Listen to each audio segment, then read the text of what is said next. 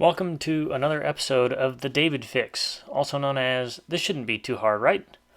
Today I'm changing the fluid and filter on an Aisin transmission for my 2016 Ram 3500 pickup. I found a great article in an archived TDR magazine for reference. It's linked in the description. The first part of the job is like a regular oil change. Take the drain plug out, wait for the fluid to drain until it's barely dripping, and put the plug back in. This bolt is 19 millimeters or 3/4 inch. Don't lose the crush washer. Before I took the drain pan off, I cleaned around it with some brake cleaner and a rag so I didn't get a bunch of extra junk in there. Taking off the drain pan is honestly the trickiest part of this job. The bolts are 10 millimeters and the 4 bolts in the rear of the drain pan are above the cross member, which makes them really hard to get to. The options I found are to take the crossmember off or to find a combination of extensions that work for you. I thought it should be easier to use some extensions and a universal joint or something, right? That's what I did this time, but I'm probably taking the crossmember off next time. I spent way too much time messing with those bolts in the back. I think this is a good opportunity to point out why it's a good idea to deal with the foggy safety glasses. This is a picture of a few weeks ago. I changed the oil and the oil splashed out of the drain pan and onto my face and barely missed my eye. Some clutch material is normal, but look around for metal shavings or chunks big enough for you to see or feel.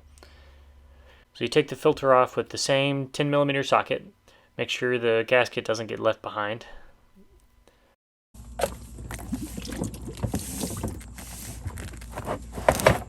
Next, clean the drain pan, magnets in the pan, and the pan gasket using a solvent. I used some more brake cleaner. Alright, there's a side-by-side, the old and the new. Next, you reinstall the filter and the pan. Snap that in there. I definitely got all the bolts started without cross-threading them. No, probably not. I'll find out how I did in about 60,000 miles when it's time for a new filter. To figure out how much fluid to add, I measured how much I took out. I got out about 8.5 quarts in the pan, plus half a quart in a mason jar, and I estimated between the filter and what I spilled, the total should be around 9.5 quarts. Keep in mind, this method only changes the fluid in the transmission itself, because there is a thermostat that allows fluid to circulate through the transmission cooler only when the oil is hot. Since the thermostat wasn't open, I didn't drain that fluid from the cooler. So, time to add some fluid. I know that the level was right on before I started, so I'm going to add just a little less than I got out to start with. So, between 9 and 9.5 quarts. At this point, now that everything's back together and you've got fluid in it, check for leaks. After that, start up the truck and run at a high idle for a little bit. Note to self, idle for longer than I think I need to and raise the RPMs. Cycle through each gear selection, reverse, neutral, and drive. The first few times moving into reverse and drive were loud and a little jerky. I thought to myself, oh no, I messed up. So I stopped, shut the truck off, went into the house, and paced around for a while. I talked to my Uncle James, who's a diesel mechanic, on the phone and told him what was going on. He asked me if I had enough fluid in it and if I was leaking anywhere. I said I did and I didn't.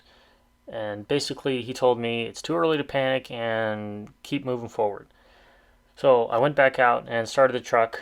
I let it idle for several more minutes, and when I shifted to reverse this time, it was almost as smooth as normal. So I moved back through the selections a few more times, and we went for a drive to get the fluid up to temperature so I could check the level.